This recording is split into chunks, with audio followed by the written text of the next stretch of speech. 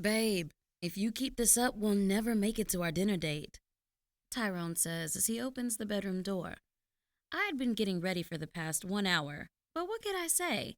Getting ready always took a lot of time. I had to make sure that the moment I stepped out the door, everyone's eyes would be trailing me. Zip me up? I ask as I turn around, knowing that, like the perfect gentleman he was, he wouldn't object. In an instant, he's by my side, trailing his hands down my back. He starts kissing down my neck, leaving me breathless with every kiss. I said, zip me up, not turn me on, I say breathlessly, as his hands push even lower on my dress.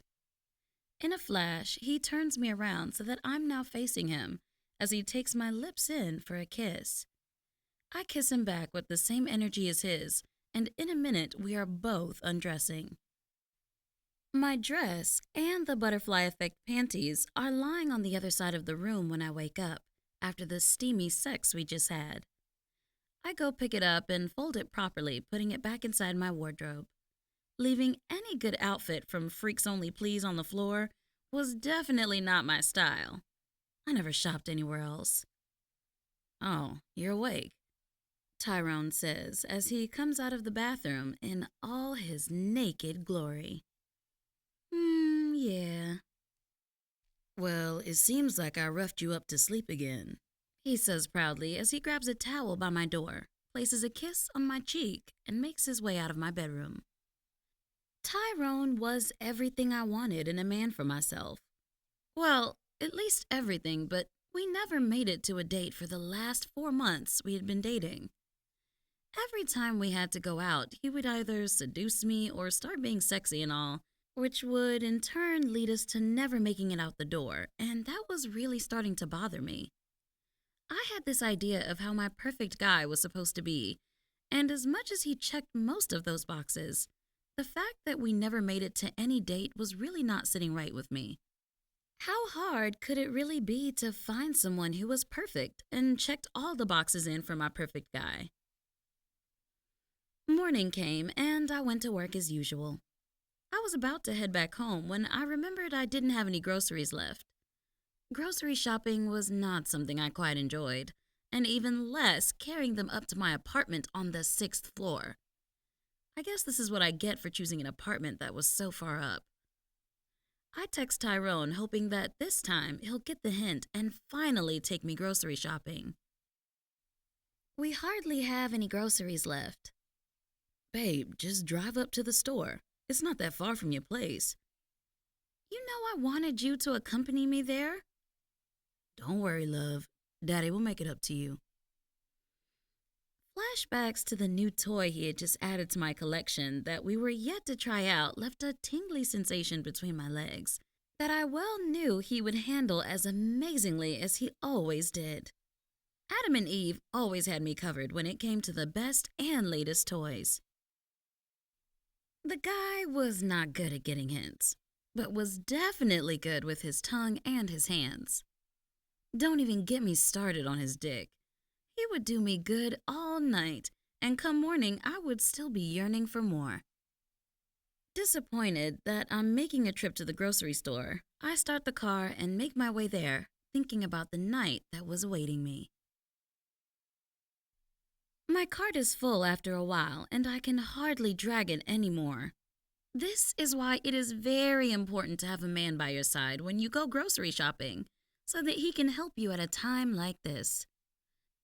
I probably looked so lost standing in the middle of the grocery store with a cart that I could hardly pull. But then again, I had all eyes as I was wearing my leggings. Need a hand? Someone asks from behind me as I attempt one more time to pull the cart.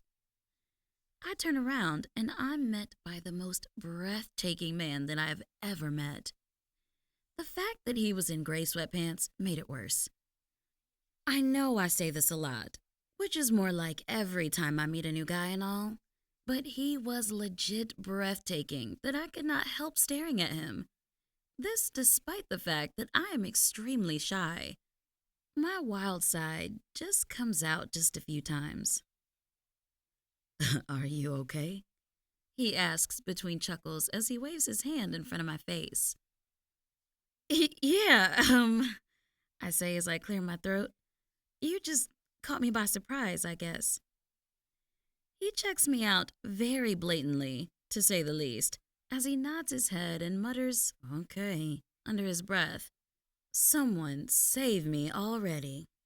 How was I already becoming a goner for a man I just met? Something was clearly wrong with me. I asked if you needed a hand. Couldn't help but notice you struggling over here, he says as he looks at my cart. Is it that noticeable? Yeah, very, he says with a smile. Did he just smile at me? Lord, how I really wanted to wake up to that every day. Here I go again, overthinking, yet I just met the guy. I like the glasses, by the way. Brings out the color of your eyes perfectly, Mike says, sending my stomach into a somersault. I had been told before that the glasses gave me a shy look. Not that I was that confident anyway, but I did need the glasses, contrary to what some believed. He helps me pull the cart across the store and helps me reach out for things that were high up on the shelves. This was exactly what I needed Tyrone to be doing, but I wasn't complaining having Mike here with me. We had started small talk as we made our way in different aisles, and now at least I could say that we weren't exactly strangers. I think that's it now, I say as I look through my shopping list again. Wow, this sure is a lot of shopping, he says as he pulls the cart over to one of the counters. Don't judge me, okay? My busy schedule didn't allow me to make little stopovers to the grocery store every now and then, and so when I could, I shopped in bulk. I pay for my groceries after a little argument on who was supposed to pay. I threw the stranger's card at him, which was kind of hypocritical, seeing as all these thoughts were running through my mind. Plus, there was no way I was letting someone I just met a few minutes ago pay for all these groceries. The last thing I wanted was to scare him away this early. He carries my bags out of the store and even insists to drive me home and help me carry them to my apartment.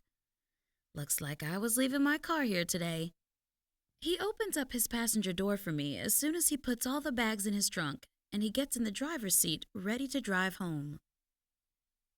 Funny how this guy I just met checked a lot of boxes on my perfect dating rulebook, when Tyrone hardly did.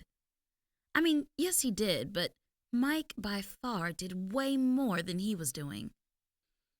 We exchange numbers after he puts my groceries on my counter and heads back to buy his groceries since he didn't have a chance to earlier.